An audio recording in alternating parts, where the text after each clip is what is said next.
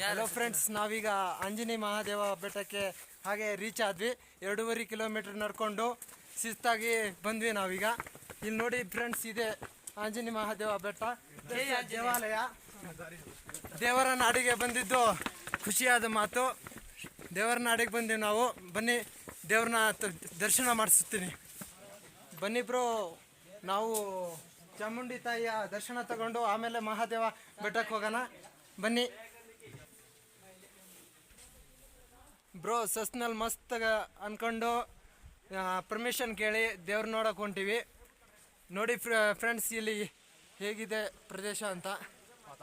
ವಾತಾವರಣ ಐಸಿಂದ ಕೂಡಿರೋ ವಾತಾವರಣ ಫ್ರೆಂಡ್ಸ್. ಈ ವಾತಾವರಣದಲ್ಲಿ ಏನೋ ಒಂಥರ ಮಜಾ, ಫುಲ್ ಶಿಸ್ತಾಗಿ ಮಜಾ ಬರ್ತಿದೆ.